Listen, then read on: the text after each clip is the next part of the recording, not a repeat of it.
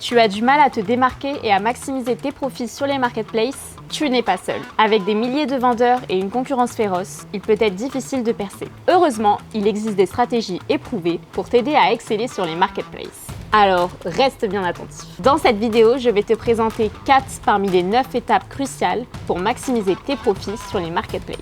Si tu souhaites entrer dans le détail des 9 étapes, n'hésite pas à télécharger notre livre blanc en description. Allez, c'est parti!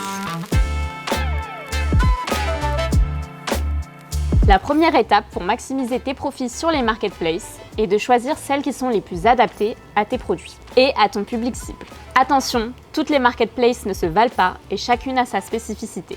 Voici les critères principaux à considérer. La typologie de vos produits. Supposons que tu vends des vêtements de mode éco-responsables. Une marketplace comme Zalando, spécialisée dans les vêtements et offrant une section pour les produits durables, peut être un excellent choix. En revanche, si tu vends des vêtements sportifs haut de gamme, une plateforme comme Decathlon pourrait mieux correspondre à ta niche. Deuxième critère, la géographie de vos clients cibles. Si tes principaux clients se trouvent en Europe, choisir des marketplaces populaires dans cette région comme Cdiscount ou Rakuten peut être stratégique. En revanche, pour toucher une clientèle américaine, Walmart ou Amazon USA pourraient être plus adaptés. En combinant la spécialisation de la marketplace et la géographie de votre clientèle, vous prenez un bon départ. Par exemple, tu vends des articles de décoration artisanale et ta clientèle se trouve en Europe. Utiliser Etsy, très populaire en Europe pour les produits de niche, te permettrait d'atteindre efficacement ton public cible. Dernier critère, les frais et les commissions. Chaque marketplace a ses propres politiques de frais et de commissions. Amazon, par exemple, prend une commission plus élevée sur chaque vente par rapport à d'autres marketplaces,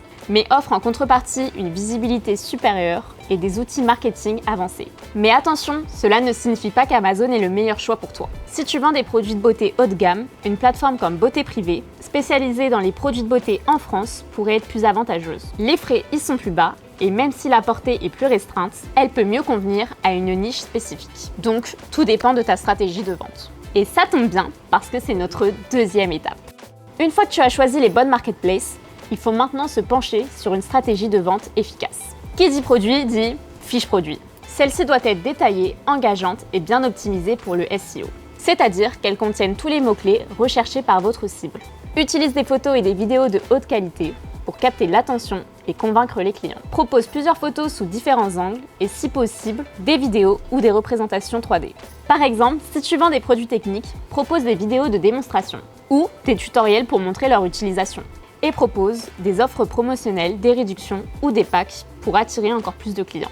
Par exemple, tu peux proposer un pack retour au bureau comprenant un tapis de souris, un clavier, une souris. Et avec les bons outils, comme un logiciel de gestion de commandes, même si ces articles sont stockés dans différents entrepôts ou points d'expédition, ce logiciel fera automatiquement le lien entre la référence du pack sur chaque marketplace avec les SKU de chaque article en entrepôt. Tout ça facilitant la préparation sans stockage physique de ces packs. Ce qui fait une transition parfaite avec le point suivant. Mettre en place une stratégie logistique solide.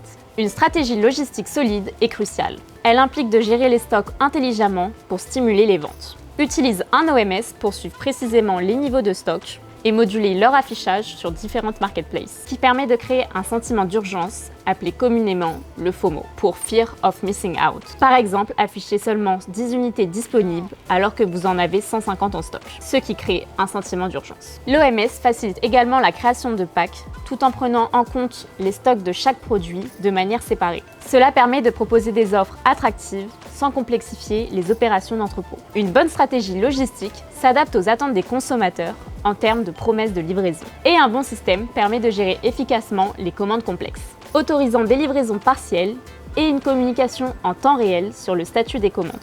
Le prix est un élément central à prendre en compte sur les marketplaces, encore plus que sur ton propre site internet, où tu es le seul à vendre. Mais en réalité, il est peu probable que tu aies le temps ou l'énergie de surveiller les prix pratiqués par tes concurrents. C'est là qu'interviennent les outils de réajustement des prix, appelés repricer.